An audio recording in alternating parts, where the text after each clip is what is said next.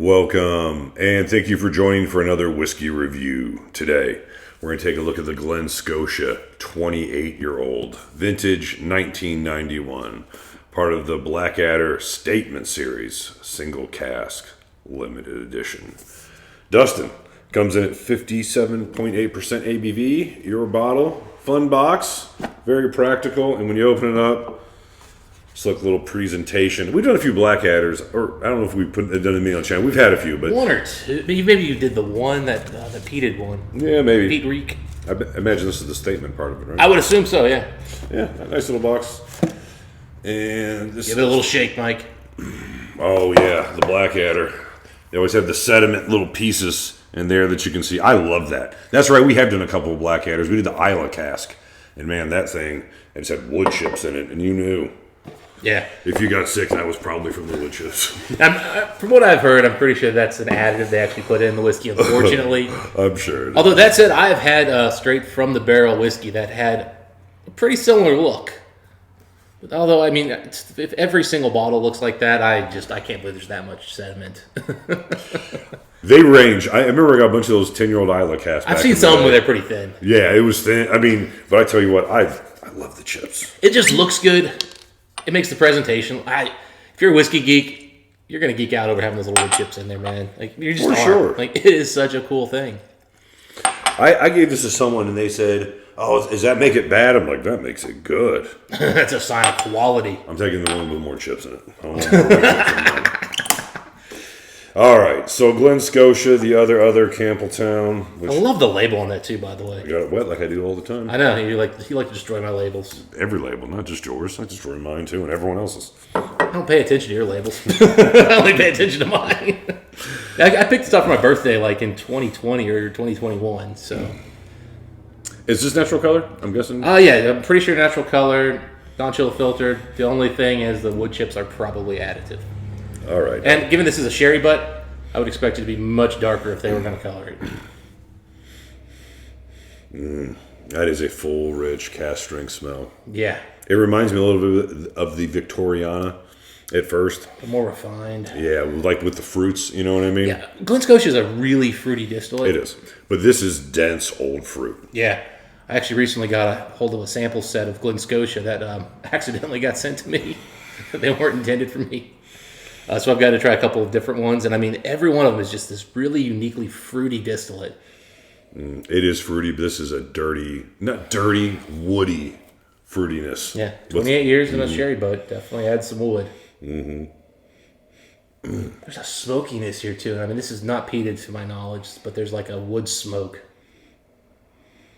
Nice lemon, soft lemon. There is no acidity to it whatsoever. No sting, no acidity. It's almost like wax fruit in the background. I almost get like a plasticine, like Bowmore type note. Much more subtle than Bowmore.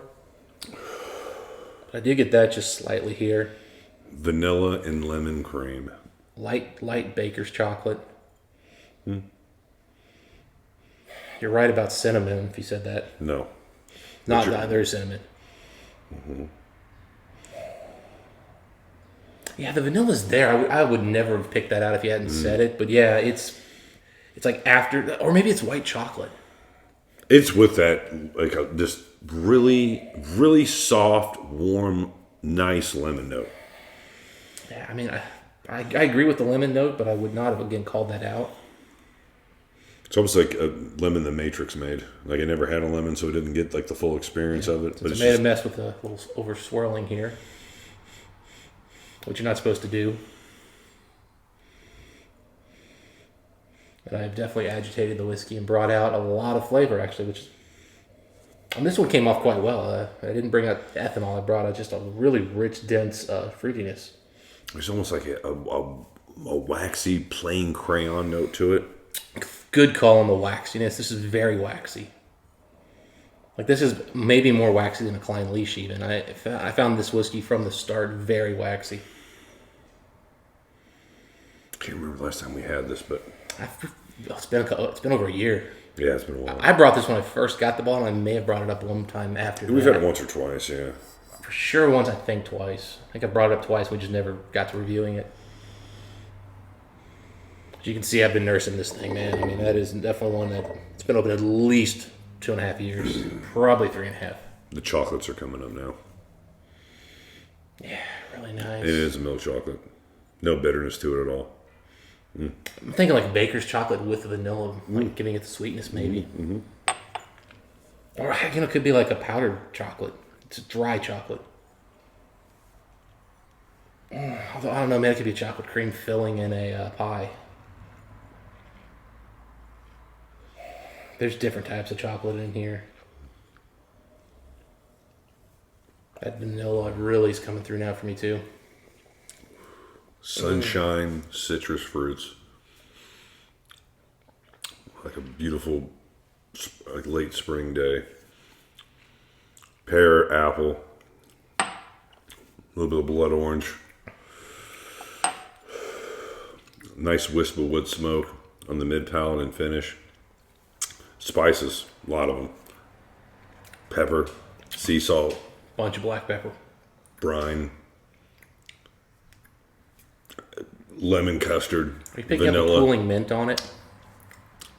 There is a mint. There is some it almost comes off a slight like a light rye. Mint. Yeah. I'm getting a really nice minty note here. Just like the Victorian, there's so much going on here. I mean, because you can come back to lemons, because you have lemons, then you have fruit oils. You got, again, like blood orange. Definitely apple. Definitely pear. And all the spice. Yeah, one thing that's surprising me about this whiskey is that it's got the level of complexity and nuance that you pick up from their official bottlings. And that's an impressive thing because it's a single cask. I always thought it was the use of different wood types, different casks, and blending that created those crazy flavors. And it's just their distillate is it's that good. I mean, it's more and more making me think Glen Scotia might be the best basic malt. And they just unfortunately don't have the casking maturation that we are looking for. And let me tell you, Mike, when they get some 20-plus-year-old peated Glen Scotia, they're going to be putting people on notice because their peated distillate is incredible. Their distillate's so fruity. Like, that's the backbone So of fruity. this, and the Victorian is very similar. The fruits are different, but there's a lot of fruits, man. I mean, there's a lot of fruits. I mean, pears, apples, oranges. You know, you can play with whatever the citrus fruits are. The lemons. apple and pear is unmistakable in here, especially the pear. The pear, right. It comes really off. stands Like, out, you, right. You cannot miss that pear note. This pear note is kind of like Lagavulin's peach note on the finish. It's just like, you can say like, okay, pear, you can throw a pear in with anything. It's like allspice. You know what I mean? If you really want to throw in an extra fruit and a tasty note, if something's light, you can go pear. This is distinctly pear and distinctly apple. The vanilla on here now is unbelievable. Yeah, there was some vanilla at the beginning too. If I didn't say it was there. No, you mentioned it first, but now it is like Yeah, this, right. It's more. It's this dark, like, man, it's like this dark, rich. I mean, it's rich. You're right. Sugary. Yeah, this is like hard, rich vanilla, like intense. I can't even think of where I've nosed vanilla this rich before. I know I've had something like this, but I can't place it. Yeah, with water, it really turned it that way, didn't it? I mean, if it tastes like this, oh man, I gotta try. This is almost Macallan 21-year-old fine oak level of vanilla. Like when you first open the bottle. Oh, it's darker than that one though. It's dark vanilla. Well, it's a higher ABV. I mean, that's part of it, but I think part of it's just that it's a darker, like, I don't know what it is. It's just dark vanilla. It's like a really dirty one. Maybe there's a little bit of butterscotch in there too. It's almost sashaying in a Highland Park 25 white chocolate. Yeah, man. Let me tell you, buddy. Vanilla fudge. It's hefty. This distillate beautifully handled the water. Yeah, because that was kind of a gamble. I mean, Glen Scotia hasn't disappointed us, but it hasn't overly wowed us. We only had a couple. I really liked the Victorian. I thought it was a really good whiskey. I thought the 15 was exceptional when they first came out, and then I feel like they've dropped in quality. In fact, I actually have an old 15 from 2017 sample that I'm going to compare to a new one here soon. Try to see if I'm right that they've changed it up. But Well, buddy, I'll tell you this. this is great. This is easily shaping up to be my favorite Glen Scotia I've ever tried. We've had 4 or 5 now. So, Yeah. I mean, it's not like we're newbies. And we've had them recently. And I've recently had a couple of their festival releases that are pretty good. And I got to try a single cask, a peated one, Mike, that knocked my socks off. And there's a pretty good chance I've got a bottle coming from Poland soon. Lemons and pears. You could convince me peaches and cream. And you could convince me peaches and cream. There's cream here, man. Oh, I mean, I'm getting like literally like custard donut notes even now. The way the fruits dance with this distillery in general. I mean, this is an extreme example, but the fruits are really dance with this distillery, and this is 5 fruits playing obvious chords throughout this symphony of flavors. I'm getting a distinct peat note on here now. That's peat. Well, I didn't know this one had peat in it, but I'm telling you, there is absolutely some peat here. You said, well, yeah. I mean, there's definitely some wood smoke to it. I mean, it wouldn't shock me if there's some light. Yeah, I don't know. I mean, I didn't pick it up initially, but now we've added water, I'm getting a really distinct peat note. Doesn't remind me of like the new 10-year peated ones though. But yeah, there's a nice smoky, a little bit of earthy peat note. Man, layers. Layers upon layers. Wow, it's still got a good mouthfeel. Yeah. No, it's incredible mouthfeel. Really rich. It's shocking how good it was both ways. And it's similar but different. Like now with water, again, the fruits are still there, but they're different. They're creamier. They're intermingled with the vanilla note and the oak note. That's what it is. It's the oak note. The oak note is vanilla right now with water, but all that's playing together and completely took over the show. And the show had more players initially when it was neat. But simplifying it is also fun. I mean, this is really whiskey that I'd have to have a few times to really pin down, which way to really prefer this. And it's really improved in the glass since I opened it. When I first got it, I was slightly disappointed. Really good whiskey. Now I'm really loving it. It's really kind of hit its really good whiskey. Hit its sweet spot here. This is edition number 33, by the way. Yeah. So one of the early statements, I guess. Yeah. They made a statement. And what a great use of a very, very used sherry cask. They said, hey, look, this cask is kind of dying. We'll use 28 years in this cask, and it'll bring out just enough of the sherry, but it's going to really focus on pulling in that oak.